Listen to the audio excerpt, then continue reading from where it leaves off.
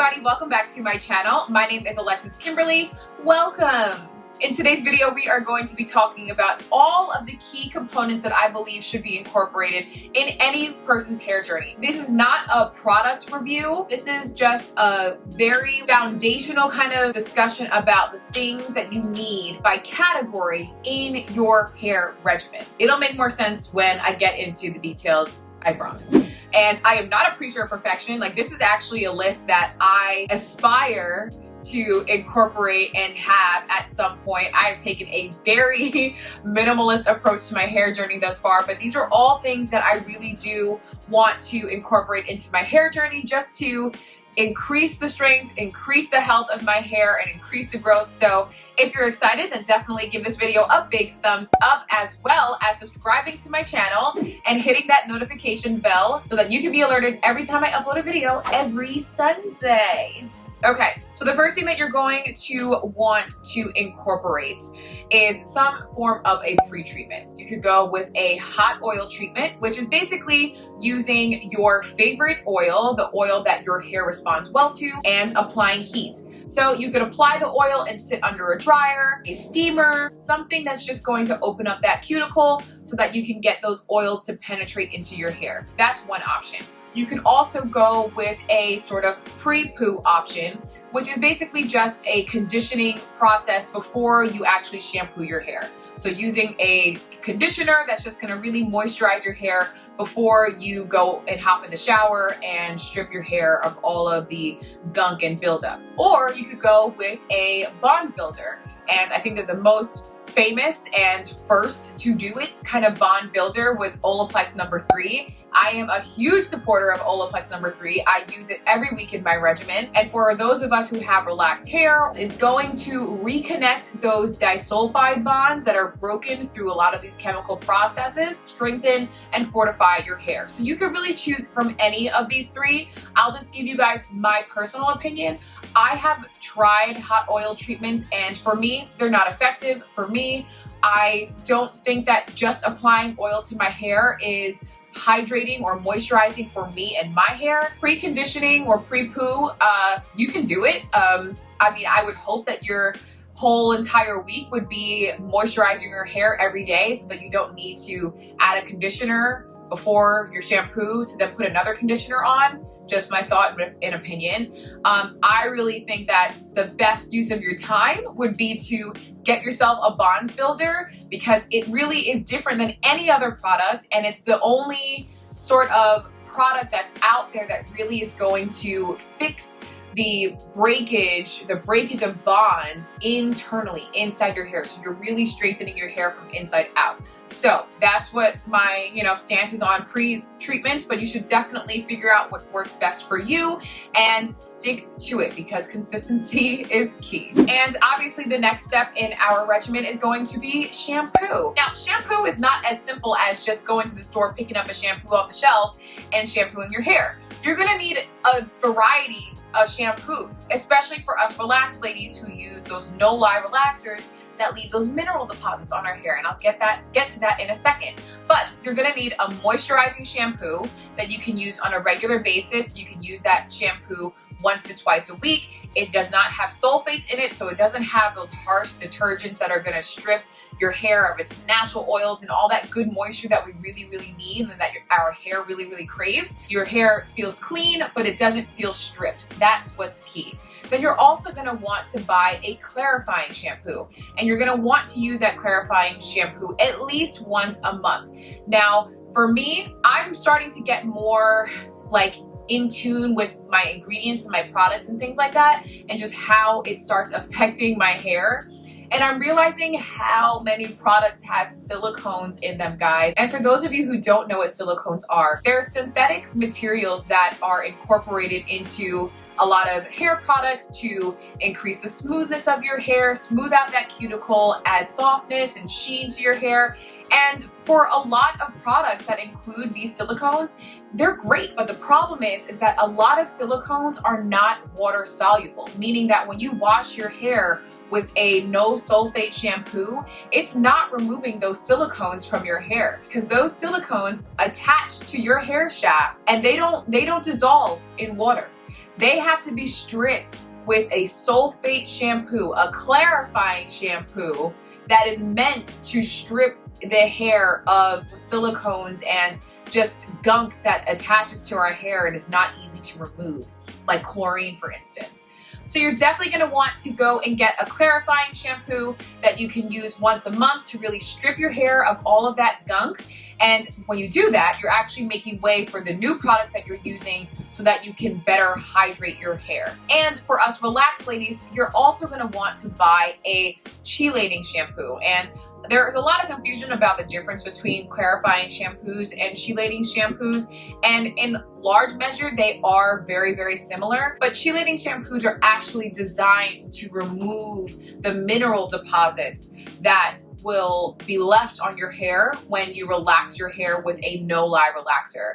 That calcium buildup that you have when you go out and pick up one of those box relaxers that contain that calcium hydroxide, those calcium deposits actually will build up on your hair. And if you don't use a chelating shampoo to really remove that from your hair, it's gonna build up, and it really does cause your hair to dry out and really get pretty brittle and gross. So you're definitely going to want to get a chelating shampoo so that when you do your relaxer, if you do your own relaxer, you can be confident that those mineral deposits are being stripped from your hair. And now the next thing that you're going to want to obviously incorporate is a really good deep conditioner.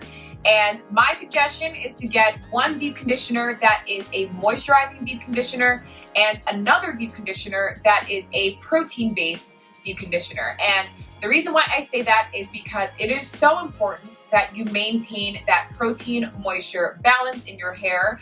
And a good way to do that on a regular basis is by alternating between a moisturizing deep conditioner and a protein deep conditioner. And a lot of times the protein deep conditioners that you'll find on the market do contain moisturizing ingredients as well. Different humectants like glycerin, aloe vera juice, panthenol, propylene glycol, like all of those moisturizing forms of humectants, you'll find those also in your protein deep conditioners, but they also have those amino acids and different hydrolyzed proteins that will also help strengthen and fortify your hair. So you're gonna want one of each, one moisturizing and one protein-based one, so that you can alternate.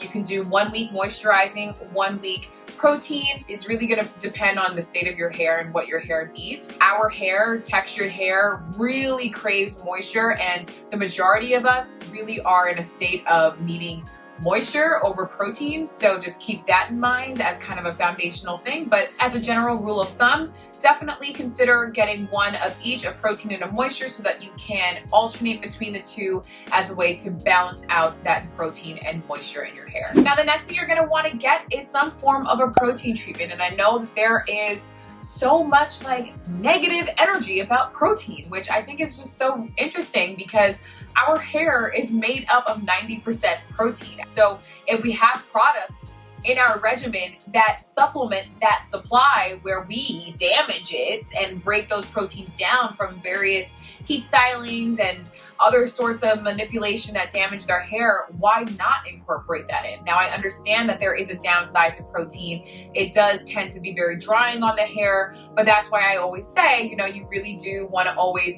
balance your protein treatments with some sort of moisturizing treatment as well. So you're gonna wanna get a light protein treatment as well as an intensive protein treatment. So a light protein treatment would be something like your ApHogee 2-minute Reconstructor. That's something that I use, but there are so many different brands that have protein treatments. Nexus has one, Dudley's has one. There are so many, Joico I think has one. So you're gonna want to just look into the various brands and see what kinds of light protein treatments they have. And you'll know that it has protein in it if it says amino acids, if it says keratin, hydrolyzed proteins, which are low molecular particles of protein that are easily absorbed into your hair. If it's like it'll even say protein, like wheat protein, vegetable protein. Those are the things that you're looking for. With an intensive protein treatment, those are the ones where if the instructions say, do not apply this except every 4 to 6 weeks, then you know that's an intensive treatment. You can do that either right before your chemical treatment so that you can just prep your hair in advance, or just do it on a regular 4 to 6 week basis just to make sure that you're fortifying your hair. So that's definitely something that you're going to want to include. Obviously, you're going to want to find a leave-in conditioner that works for you. I personally use a moisturizing leave-in conditioner. I use the Keratin Curl Essence moisturizing leave-in conditioner. It gives me a really nice slip. It's very moisturizing. And it's great because if I do use a protein treatment, then I am following that treatment up with a leave-in that is moisturizing. So I do like that balance there. It's really all up to you and what your hair needs, but just being able to have that variety, I think might be helpful, especially because our hair really just ebbs and flows. Sometimes it needs moisture, sometimes it needs protein. So you can apply it as needed. And now, kind of leaving wash day behind us, the next thing you're gonna want is a water-based moisturizer. And water-based moisturizers are literally like the foundation of your regimen. Like that is the foundation of your regimen. That is the thing that you use every single day. And in truth, guys, I have to say, if you can find a moisturizer that doesn't have silicones in it, the better. And I'm very sad because my tried and true moisturizer, my Elastic QP Mango Butter and Olive Oil Moisturizer, guys, I show you guys this all the time because it's just the product that I love and I kind of grew up on in my texlaxed hair journey, if you will. I recently just actually read the ingredients, and it has dimethicone in it, it has phenyl trimethicone in it, so it's got a few silicones in it. And the problem with silicones, like I mentioned, is that they do not easily remove from your hair. And this is a product that I put on my head every day, adding more and more and more product to my hair that's just latching on. And I don't regularly use a sulfate shampoo, so those silicones are just sitting on my head, you know? And so that's something that I've had to kind of dabble with, because I'm like, I don't know if I really want to do that with my hair anymore. I don't really know if I want to incorporate that in my hair regimen anymore. So the only thing about water-based moisturizers though is that when you apply those to straight hair, it's going to revert your hair. So you may want to consider also looking into an oil-based moisturizer on those days when you are actually wearing straight hair and want to maintain straight hair. But I think as a baseline measure in terms of just what you use on a regular basis to moisturize your hair, you should absolutely be finding a water-based moisturizer, preferably without those silicones, because they just don't easily leave your hair. And then with your moisture routine, you're also going to need to have an oil of choice, an oil that works for you as your sealant. And you're going to want to pay attention to your hair's porosity, because the thicker the oil, the thicker the consistency of your products, the more buildup you're gonna have. But that pretty much wraps it up. Those are really just the key components that you need to incorporate into your hair regimen. If you want to add other things, by all means, sky's the limit. Do you, honey boo. But for me, I just as a foundational kind of thing, these are all things that I have to include in my regimen in order to really feel like I am giving my hair the best opportunity to grow and retain that length. So if you guys like this video, then definitely give it a big thumbs up. It helps my channel, it helps me reach more people. And also subscribe to my channel for more videos just like this one. And until next time, guys, I will see you all in my next video. Bye, guys.